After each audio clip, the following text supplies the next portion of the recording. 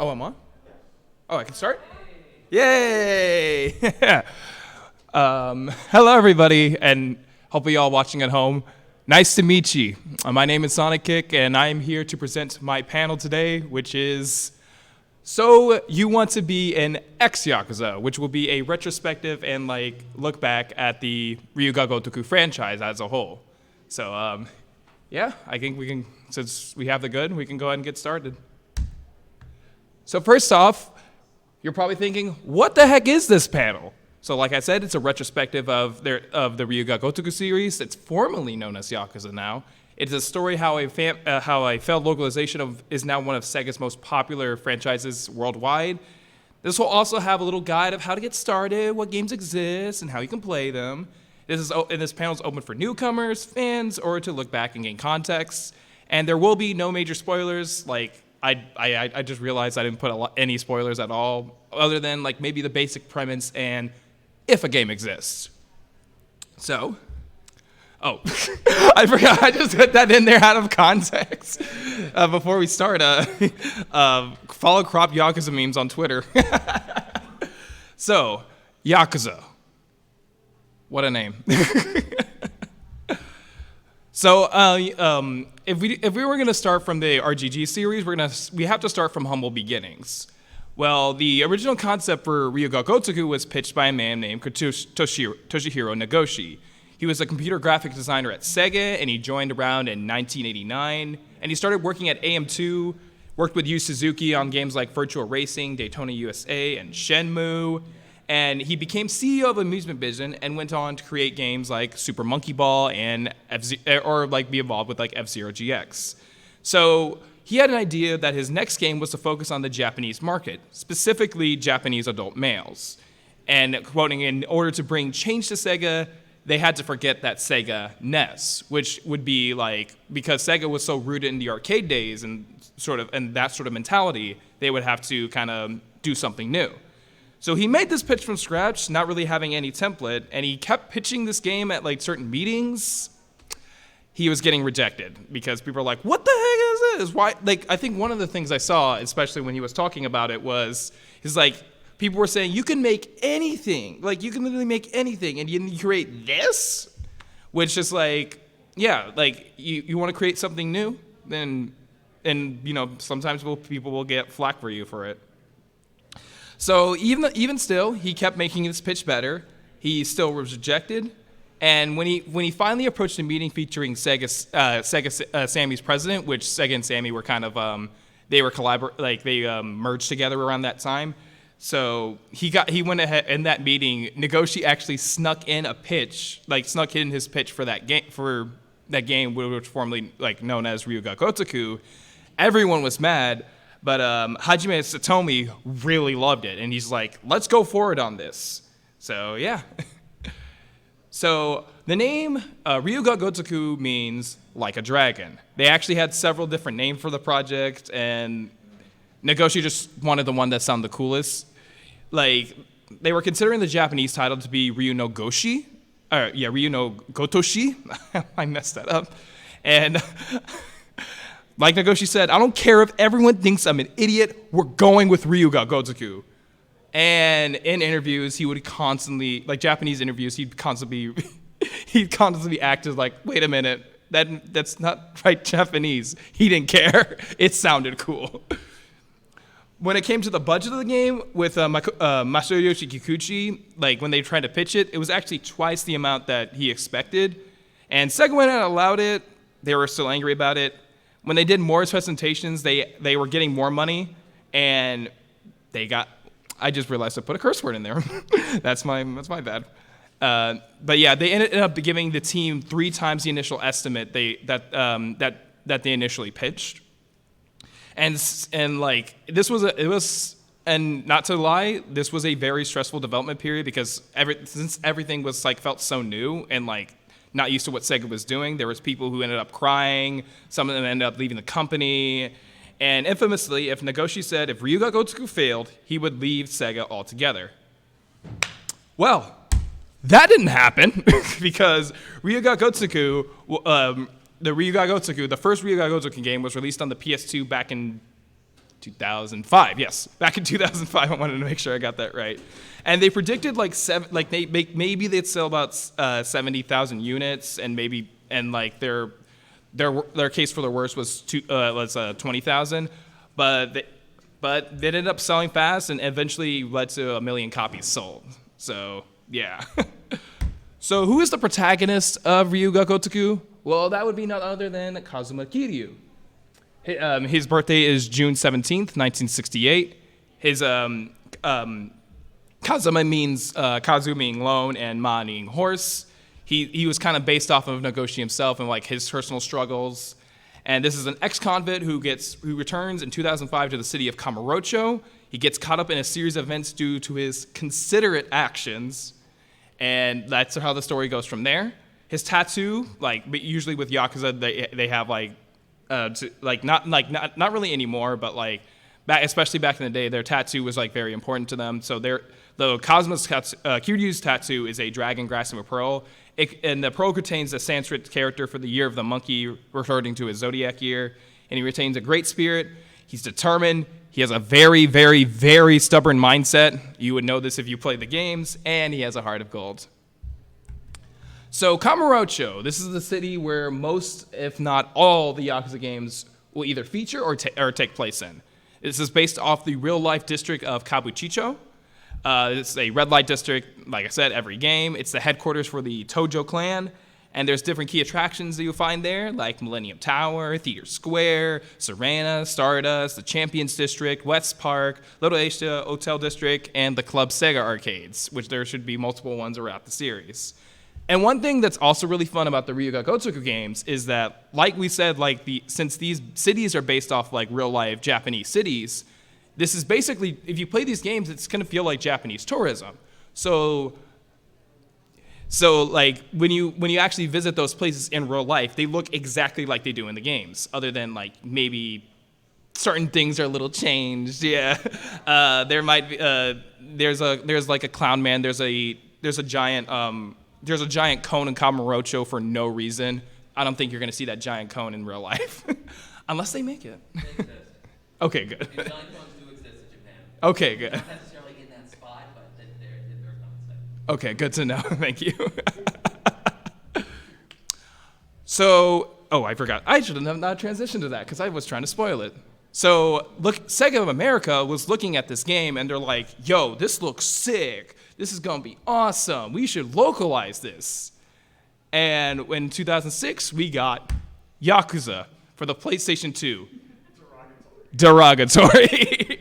So this, like I said, Ryu Ga Gotoku was released in the West a year later as Yakuza. So SOA handled the localization to reflect games released around the time. So if you remember the games released around the PS2 era, what was popular? Crime games. So you had stuff like GTA. You had stuff like GTA and GTA. Yeah, there were 3 GTA games. And the localization cost for this game was expensive because the game was successful in Japan. Might as well it might be successful in America. So they went ahead and with an English dub, and it featured big name actors like Mark Hamill, Michael Madsen, Elizabeth Dungshu, and Bill Farmer. And apparently they were unable to include the Japanese audio due to technical issues. My guess is disk space because PS2 disk space can be really small. And apparently it debuted with an awful trailer that was met with a lot of criticism by having the unfinished soundtrack in the game, and it was very low quality. And as you would see, it failed to reach a substantial market in the West due to other titles like Grand Theft Auto and Saints Row, and apparently the Scarface game was overshadowing it. Even so, it still had a nice fan base because there were favorable reviews all around. People still liked the game, and apparently Kiryu's English voice actor, which is, I'm probably gonna end up saying his name right, Daryl Kurilla. Yeah, I remember one of my videos. I said Daryl Kuroy, and I'm like, oh my god, I can't believe I missed that. I should have just figured out how to say that. But he enjoyed playing the game a lot with his son. There was another. I feel like I just thought of something, but I probably will remember it later.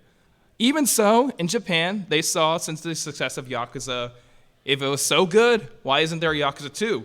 It happened a year later. It takes like Yakuza 2 takes place a year after the original, and it was basically they kind of saw what worked in Yakuza. They took player feedback. I keep saying Yakuza. They saw what worked in RGG 1, and they took that player feedback into Ryu Ga Gotoku 2. And that game plays. If you play the PS2 version of RGG 2, it plays so much better than the original than the RGG 1 because the targeting system was way better. And they actually kind of took especially more inspiration for the story because there are themes about sins of the father, love, responsibilities, and looking towards the future. And one of the things I was looking at when they were researching this is that the Japanese actors were encouraged actually not to deliver lines like they would with different anime cliches. So like that's definitely something that will be seen throughout the entire series if you keep playing those games. And this English version did not feature a dub because, yeah. But so they decided to go forward with Japanese voice acting with English subtitles, and this is how the series will be localized going forward. So Ryu Ga Gotoku 2 introduced Sotenbori, which is based off the real-life district of Dotonbori in Osaka. This is the second most popular city in the series. It is commonly revisited, so you'll see it throughout over and over again. It is the headquarters for the Omi Alliance. There are different key attractions like the Sotenbori River, Cabaret Grand, Shofuku. God dang, Japanese names are hard. Shofukucho, and there's a lot of good food. If you like takoyaki, you should probably go to the real life Dotonbori or eat some in the game in Sotenbori. But what's next for this series was that they decided to go forward with. Since the PS3 was coming out, they decided to go forward with a new type of Ryu Ga Gotoku game. So Ryu Ga Gotoku Kenzan is a Japanese exclusive spin-off set during the Edo period in 1605. Kenzan in Japanese actually means arrives because it's the first series. It's basically the series arriving on the PlayStation 3. Yeah, that didn't age at all, didn't it? This game was given a year of development. The staff felt refreshed because we're working on a freaking samurai game. Rather than working on just Yakuza 3 or Ryu Ga Gotoku 3, we can work on this new samurai game. So it was very exciting and pushing forward with development and new things they can do with the PS3. It was pretty exciting for them. And this was actually the first time a Ryu Ga Gotoku game would use face scan technology for their actors and characters. So throughout the series, there will be characters who are played by real life people, and they are literally face scanned and put into the game, and it looks really good. You might be thinking, am I forgetting something? Well, dear person in my head, you'd be right. They also made a Ryu Ga Gotoku movie around this time. Yes. They made a Ryu Ga Gotoku movie based on the first game. It was directed by Takeshi Miike, who, if you don't know, he's done a lot of Japanese action movies. He's also been in No More Heroes 2 and No More Heroes 3. If you've played No More Heroes 3, you would know how many times he's talked about it in those podcasts. This is a movie that loosely retold the story of Ryu Ga Gotoku 1, and mostly centered around these two new characters, who was Satoru and Yui. And it's okay. It's worth at least a watch, I think, because there's some Majima scenes that are really great. And apparently Nagoshi was in the movie as Jingu, who is I'm not going to spoil who that is, but that's a very important character in the original game. Not so much in the movie. So this movie was released in 2007 in Japan. In America, it premiered at the New York Asian Film Festival in 2008. And it was released on DVD in America in 2010 to coincide with, drumroll please, Ryu Ga Gotoku 3. This was the first mainline game of RGG on the PlayStation 3. It deals with Kiryu raising his own family at his orphanage Morning Glory in Okinawa. And Kiryu actually gets to show more of his human side in this game. And this features the Ryukyu district of in Okinawa. And this is also the game that introduced karaoke. But unfortunately for the Western release, there was a lot of content that was cut. There was hostess clubs and Japanese quizzes. They were taken out, they say, due to time constraints, but yeah, but especially with Japanese quizzes, since those would not really be susceptible to a Western audience around that time, they chose to take them out. Either way, Yakuza 3 also has the worst box art in the entire series in America. It is the. Kiryu looks so scared. He's so scared he won't even go. He won't fully be on the box. Like, you notice, both games he had his back, and now he was able to show his face, but only show half of his face. But what was next for the series was Ryu Ga Gotoku 4, which is the first game in the Ryu Ga Gotoku games which started using subtitles. So like, basically it'd be RGG4, RGG5, blah blah blah blah, RGG4, blah blah blah blah blah blah. The subtitle for this game was Successor of the Legend. Now this time, they had 4 playable characters. So not only are you playing as Kiryu, you play as characters like Akiyama, Saejima, and Tanimura. All of them are really cool in their very own ways. And Kamurocho, like most of the game takes place in Kamurocho, but this time they actually vertically expanded. So this time you can go to the rooftops, you can go underground. There's definitely, and yeah. Now, this time, the English localization, they made sure no content was cut because Yakuza 3 got a ton of backlash for cutting content. The marketing for that game was still kind of going for that crime crowd, especially around the PS3 time. If you watch a trailer for Yakuza 4 in America, most of them had yeah, these guys are 4 nasty men. It's pretty. I like the voice. Yeah, we should have just watched it. I want to make sure we have enough time, but maybe I'll post it on Twitter. You'll see. But yeah, in my opinion, something I will appreciate the localization around this time for. This box art is awesome. I love this box art. It looks so cool. There's not only is there sex on it, there's sexy girls on it. So I mean, the word "sexy girls." Yeah, it's so good. This box art is so sex. But to go through other games that Ryu Ga Gotoku was doing, there were a lot of different games. Some people are like, "Well, why didn't you think of this?" Well, I did think of these games. So there were 2 PSP titles called Kiryu, Ryu Ga Gotoku Shinso, and Ashurahen. These were PSP titles developed by Shin Sophia. If you don't know who they are, they're also known as Aki Corporation. So they develop games like WWF No Mercy and the Def Jam games Vendetta and Fight for New York, the only good ones. Excuse me. There's a new protagonist, Tatsuya Ukuyo, who's he's more of a boxer, and that reflects in the game because there's different fighting style systems in them. And this game and both games use 2D animated cutscenes that look really, really cool. And another thing I didn't know when I was researching this game, Ashurahen actually got its own Japanese TV show. There was another spinoff that's just also based off Yakuza 4, which is called Ryu Ga Gotoku of the End. This is a non-canon horror and shooter spinoff that takes place after Ryu Ga Gotoku 4. The English title for it was Yakuza Dead Souls. This time, there's also 4 playable characters, but not the same ones from Yakuza 4. It's Kiryu, Akiyama, Majima, who makes his first playable debut, and Ryu Ga Gotoku from RGG 2.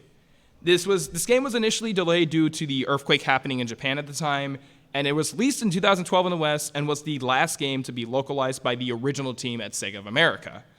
Another thing I should have shown, and I didn't think of it, has probably one of the funniest pre-order trailers you'll ever see for a video game. In Japan, they were also getting a HD collection of Ryu Ga Gotoku 1 and 2. So this featured mechanics from the PS3 titles. They redid a lot of the targeting system. You can save at phone booths now, access your inventory there, and other things like that.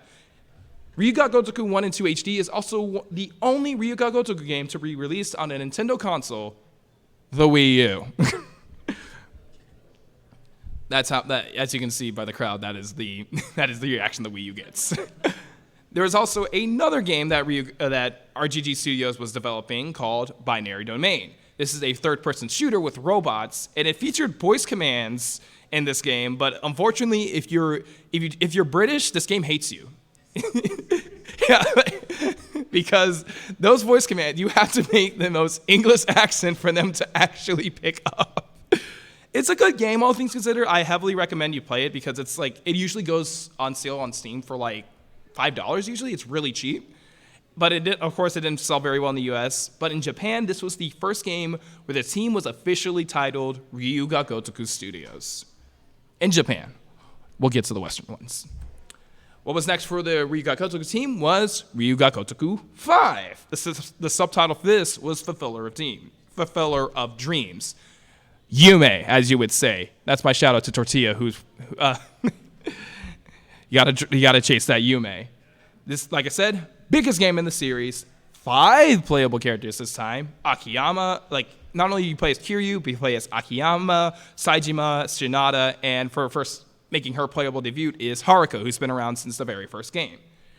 There's 5 towns: Nagasagai, which is Fukuoka, Tsukimo, Sapporo, and Kinecho, Nagoya. And, of course, Sotenbori and Kamurocho make their return. There are a lot more mini-names this time, and they actually feature classic Sega games. So, like, you can go into an arcade and play, like, Virtua Fighter 2. Yes, yeah. You can go into an arcade and play Virtua Fighter 2. And also, Taiko no Tatsujin, you were actually forced at one point during the game to play Taiko no Tatsujin, who I think is really cute.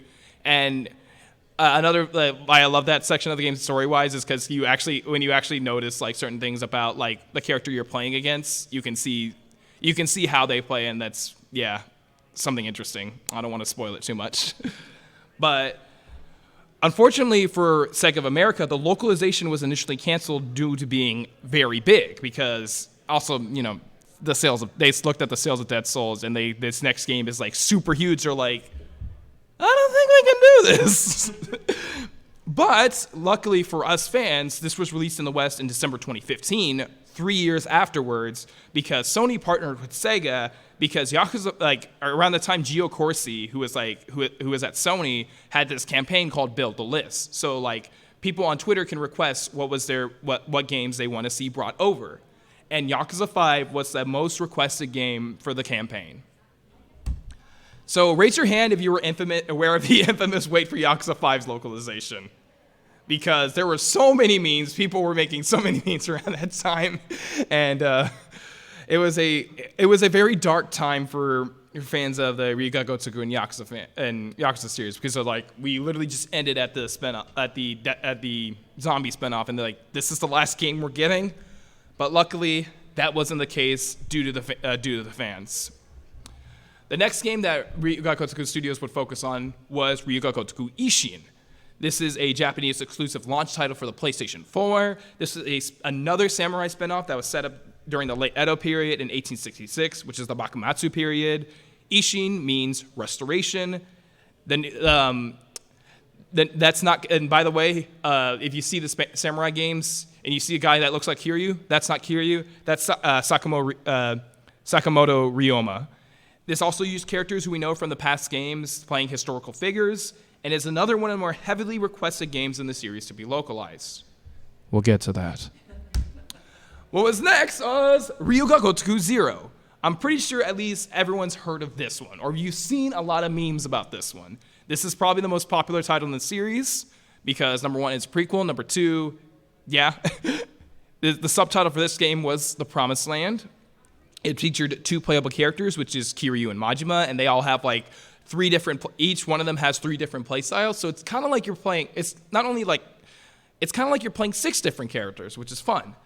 This is the game to mark the 10th anniversary of the series, and with the acquisition of Atlus around this time, Sega was able to have a fresh start in localizing the series.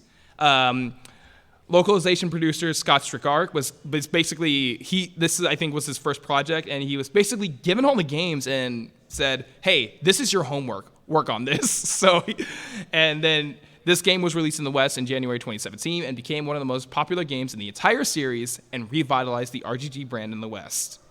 Speaking of Atlus, who likes free stuff? I have a copy of Persona 5 Strikers on the PS4. Who wants it? Okay, you all 2 want it?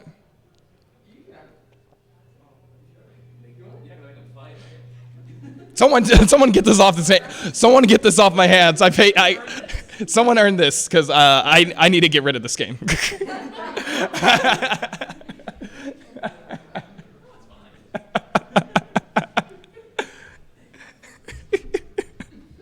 Sorry, sorry. I'm not a huge Persona fan anymore, but I wanted to at least give something out. By the way, if y'all are paying attention, I don't know how to give these out. I also have. Actually, I'll reveal them when I get to those games.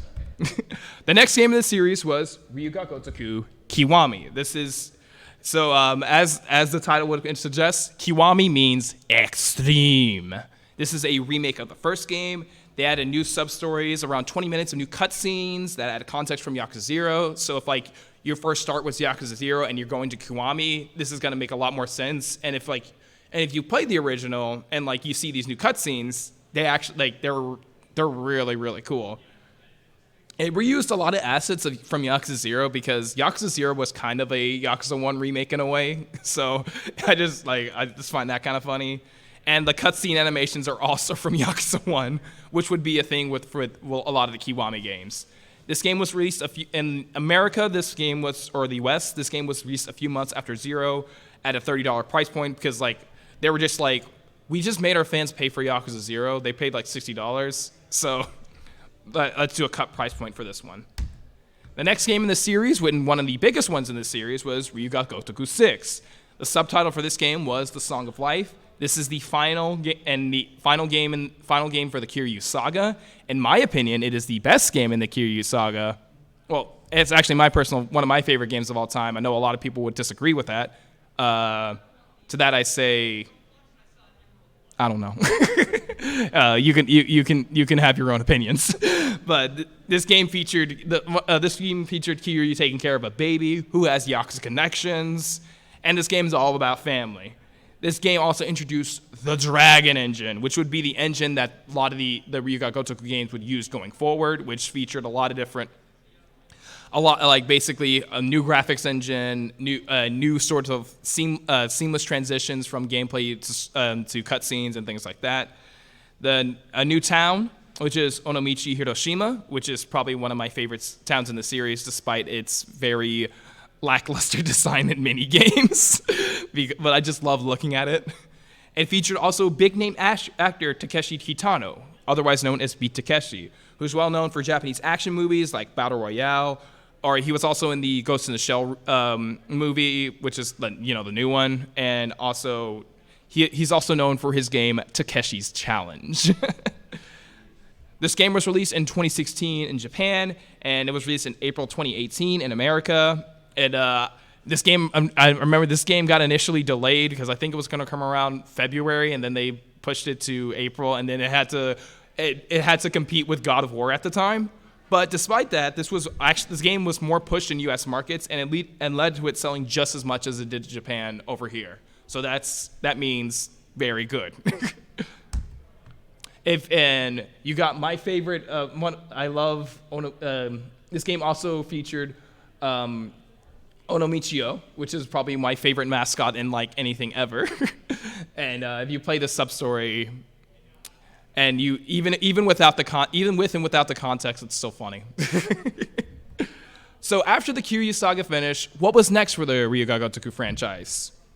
Well, we had Ryu Ga Gotoku Kiwami 2. This was a remake of 2, but this time they used the Dragon Engine, and actually has a new sub-story with Majima, which served as an epilogue to 0. They redefined the combat from 6. They added not only just added weapons, but basically you could store weapons, and heat was fixed because the heat system in 6 was completely broken. And even in Kiwami 2, some would argue it still is. And this was actually made to the newfound popularity in the series and the West. So basically, once this game got announced, they're like, yeah, basically we made this because the Western market wanted more Ryu Ga Gotoku. Another spinoff they made was Hokuto Ga Gotoku. This is a Fist of the North Star game. It was released in the West as Fist of the North Star Lost Paradise. It was localized within a secondary team within Sega and actually featured an English dub. So that was a big surprise. And this is my shout out to my boy Froob. The speedrun category for this game is called Fist Ass. which means like Fist of the North Star, all sub-stories. So that's shouting out Froob there. You also have the Yakuza Remastered Collection, which is the remastered versions of the games 3, 4, and 5. One of the things they changed was Tanimura's face because, unfortunately, his actor retired, and I think he got caught doing cocaine. Japanese laws are kind of like they're really, I wouldn't say iffy, but like they're really strict on drugs and things like that. And they also redid Yakuza 3's localization and restored the content from that game. And in my opinion, it is probably the definitive way to play the PS3 titles. What was next for the series was they decided to go into a new sort of sub-series, which is Judge Eyes, otherwise known as Judgment. This is a detective sub-series. It was conceived after Yakuza 5. They began initial development in 2015 because they wanted to create a new IP. And like we said, it's Ryu Ga Gotoku or Yakuza adjacent. Events that happen in this series also affect the ones in the main series, and same thing vice versa. This game was also built for newcomers in mind and had detective mechanics and mostly focused on solving cases. And this game went forward with an English dub due to popular demand from the US market.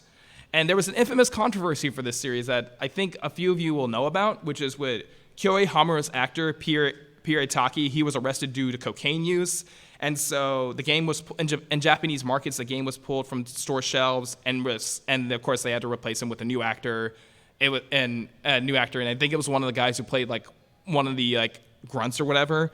And apparently something that was funny is that Pierre Taki also plays Olaf in the Japanese version of Frozen. So they also had to pull versions of Frozen off the store shelves and replace him in that movie too. So yeah.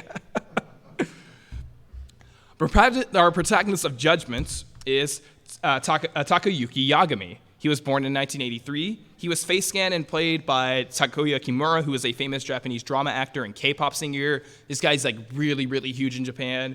In English, he was voiced by Gamer Dad and Panda Express hater Greg Chun. I always like to shout out little in jokes for the and that stuff. He's a former defense attorney from Genda Law Office and director of the Yagami Detective Agency, which is like, his agency is literally just his apartment, and they have dirty dishes there, so they really need to get someone to clean that. He has a connection to the Tojo clan, specifically the Matsugane family. He's accompanied by his partner in crime, Kaito, and he has many different fighting styles like Crane, Tiger, and Snake. If you play the Judgment games, always play Tiger. That moveset is broken, not only in the original game, but they made it even more powerful in Lost Judgment. He is a man who has a sense of justice and will do anything to seek the truth. What was next for the mainline series was Ryu Ga Gotoku 7. So this is the start of a new sort of saga for the series. The subtitle for this was Whereabouts of Light and Darkness, and the English title is Yakuza Like a Dragon. So this is the first time they actually used a Like a Dragon name in the series in America. So that was really exciting. The thing about using Like a Dragon was also kind of set as sort of a reboot of the series. So because we also have a new protagonist, which is Ichiban Kasuga. He's a huge Dragon Quest fanboy, and this game also has another new and large city, Ijincho Yokohama. This game is not a beat 'em like an open district beat 'em up anymore. We're now in turn-based RPG. This also features an adult cast. This was the first mainline game since Ryu Ga Gotoku 1 to have an English dub. And two of the actors from Yakuza 1 actually returned from the original dub to do some voices in this game. I'm not spoiling who they are. This also launched in the US day one on Xbox Series X, and RGG also around this time started to go multi-platform. So it first started with like Yakuza 0 on Steam, and so we started getting Steam releases of these games, and then once Like a Drag, and then like we started getting Yakuza 0, 1, and Kiwami 1 and 2 on Xbox. And like I said, RGG 7 launched day one on Xbox. So yeah. Oh, by the way, something that came up, a lot of people think that this game was conceived because RGG released like an April Fool's video, because featuring like the RPG mechanics. And basically, Nagoshi like jokingly said like, "Oh yeah, we like after reception of this, we decided to change it into an RPG." In a recent interview that Yokoyama had, They're saying like this was a joke. Like they decided on these things before they even started developing a game. It was not a late decision. So that I want to like that's one thing I want is like because a lot of that still gets shared around today, and I want to just kind of stop spreading misinformation about that because even I fell for it too. So, the protagonist of this series is Ichiban Kasuga. His birthday is January 1st, 1977. Plot reasons. The kanji for Ichiban, it means Ichiban means number one. He is going to be number one. He's voiced by Kazuhiro Nakaya, who is from the first game, who voiced Nishiki. And he also first appeared in Ryu Ga Gotoku Online, which is a mobile game. I haven't played it, unfortunately, because I don't know how to set up Japanese mobile games on my phone. And he's an ex-convict who returns in 2020 to the city of Kamurocho to basically find nothing for him. He gets caught up in a series of events due to his considerate actions. This is sounding familiar. His tattoo is of a dragonfish. This represents the strength and perseverance of the koi as it struggles upstream to become a dragon. He is a go-getter, he has a heart of gold, and he lives life to the fullest. By the way, who owns an Xbox around here? Who hasn't played this game? Oh, no, my. Who wants it? Who wants it? Yeah, go ahead, take it. Oh, thank you so much. Enjoy the game because like this is I have my bias. I have my bias because I love Yakuza 6, but Like a Dragon is probably my second favorite game in this series, and it's a lot of people's favorites. So, enjoy the game. Thank you so much. I look forward to it. Yeah. I love Zero. Yes. I'm trying to work my way up to the rest of the series, and I'm just having a blast with it. It's amazing. One thing I will say about especially Like a Dragon is that I think it's fun to play that game even as a newcomer because you're just like basically when you play like these are all new characters and they're kind of experiencing the RGG world just like you. So like everything that they're surprised by, you're going to be surprised by. But of course, for longtime fans, you're like, oh, it's that guy and that guy and that guy, and everyone's like, and the characters are just like, who are you? What the heck? So yeah, it's in. Like a Dragon is a fantastic video game, and I hope you enjoy it, all right? Thank you so much. I look forward to it. So what's next for not only the RGG stuff, oh wait, I almost forgot. The city of Izazaki Ijinsho. This is based off the real-life district of Izazaki-cho in Yokohama. Like I said, this is the biggest city in the entire series. The headquarters for the Ijin 3, so that includes the Yokohama Liumang, the Seiryu Clan, and the Komi Jewel. Key attractions being Chinatown, Yokohama 99, Hello Work, Izakai Road, Survive Bar, and the Seiryu High School.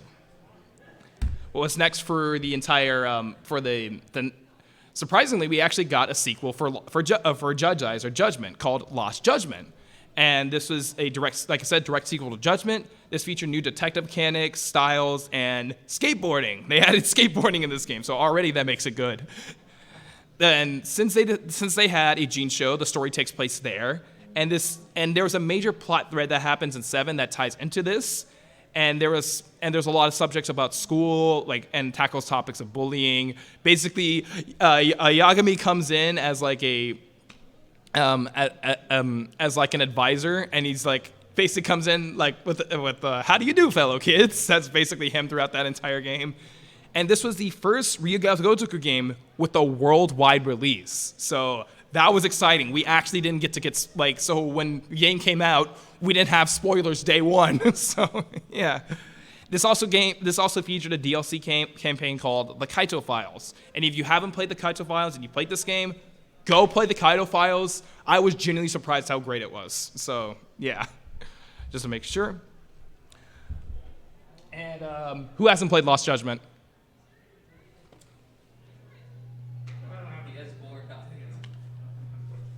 Here you go, buddy.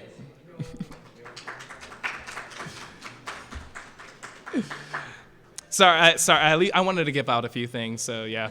That was the last thing I was going to give out, unfortunately, but yeah, that's all I had. I bought Sonic Frontiers the same day, so. So, post-Lost Judgment, we found out that the man who pitched the series and was headlining it for a while decided to leave Sega. Same thing with people like Daisuke Sato. They decided to leave Sega to form their own development studio, Nagoshi Studio, with NetEase. Ryusuke Hori will act as the chief director of the series, and Hiroyuki Sakamoto will continue as chief producer. And I'm pretty sure Yokoyama will also continue as like a writer on the series. So a lot of the basically this is going to be going forward. A lot of the old blood from the RGG series has left Sega to form their own things, and now we're going to still continue forward. But the good news about continuing forward, we got a lot of things coming. So not only after we left, after Like a Dragon, the series actually rebranded to the Like a Dragon name in the West. So the title of Yakuza is dead. The title of Yakuza is dead. It is no longer being discussed. So the first game that so might as well start off this new series of Yakuza with the most heavily requested localized series and that most heavily requested localized game, which we're coming out with Like a Dragon Ishin. Its name is Ishin Kiwami in Japan, and there's a reason for that, because this is a remake of Ishin using Unreal Engine 5. The characters were actually recasted in this game to feature characters from the newer games, so like the games we've been playing, so like 06, I almost said 06. So like 0, 6, Like a Dragon, and Judgment. There's new card mechanics, and it's going to be out on February 21st, 2023. We also have another sub-series game called Like a Dragon Gaiden, The Man Who Erased His Name. This is a shorter game focused on a new character named Joryu. If you watch the trailer, you know this is a joke. This takes place between, the way I'm saying it is a joke. This takes place between 6 and 7, and this is actually going to be more of a kind of like Kaido Files, or like the length of Kaido Files, and it's expected sometime in 2023. And we also have the new Like a Dragon 8 coming up. This is a sequel to Yakuza Like a Dragon, or Ryu Ga Gotoku 7. This game will also feature Ichiban and Joryu, or his other name is also Iroquois Plitzkin. And something that's interesting during the development of this game is that Mariah Asakura, who is an MMA fighter and YouTuber, and AEW wrestler Kenny Omega were actually featured in the marketing, and they were actually face scanned at RGG headquarters.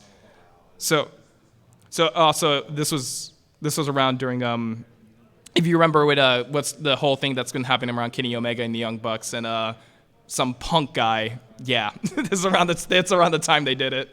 This game is still in development. This is expected sometime in 2024. So there's so many games. Like I literally went through I don't even know how many games I went through. But where do I start? The obvious answer, especially back in the day, was go just be like, let's just start from order release. Just go Yakuza 1, Yakuza 2, Yakuza 3, 4, 5, 0, blah, blah, blah, blah, blah. And this is a fine way to experience a series. I have my biases because I like this series, but here's the thing. Not everyone's going to have a PS2. Like, it's obvious everyone's not going to have a PS2. Like, I have a PS2, but not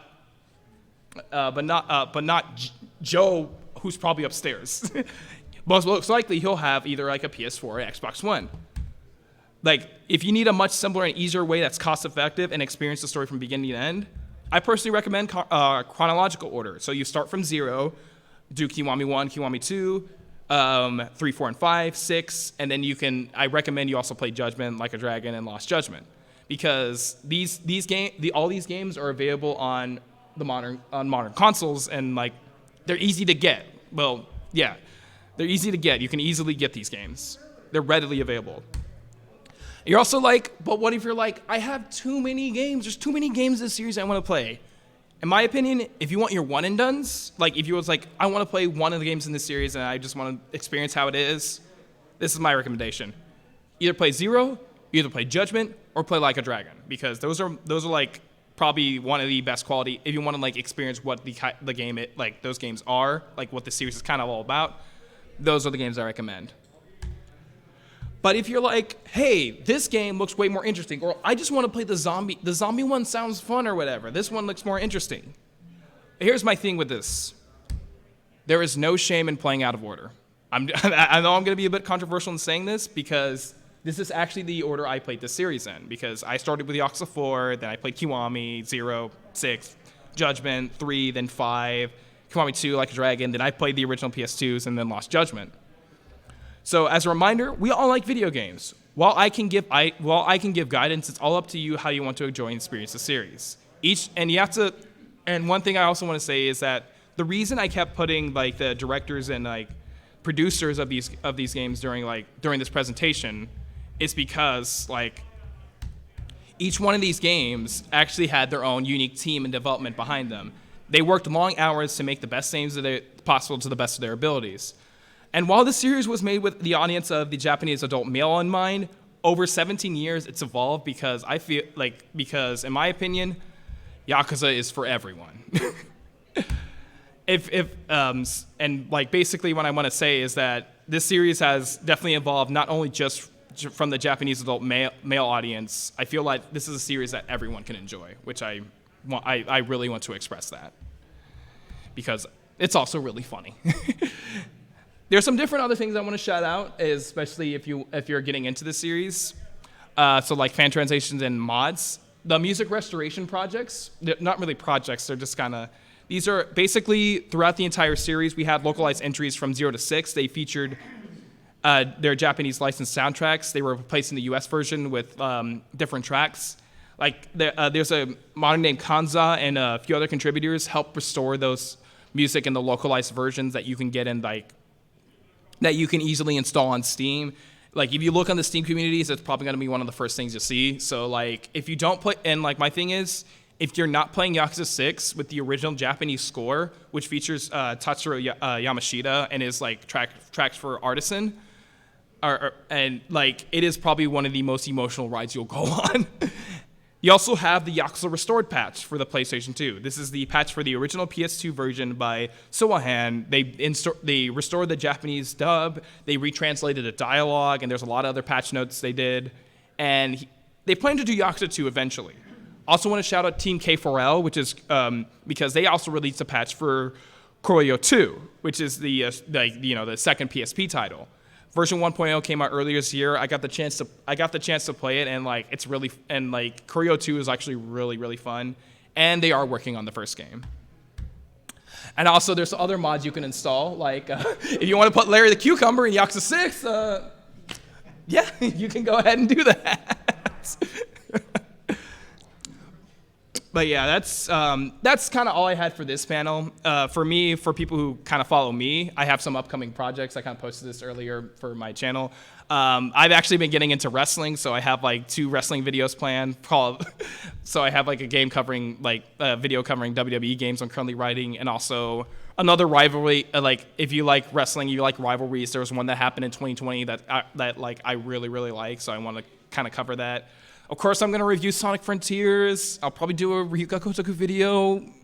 Eventually, I'll review Freedom Planet 1, re-review Freedom Planet 1, and I'll review Freedom Planet 2, and whatever life takes me. But if you're new and you're kind of like, what the heck, who the heck are you? Press that subscribe. You can go press that subscribe button. So do what WWE Superstar Bayley is doing. So anyway, that's all I have for my panel, and thank you for coming.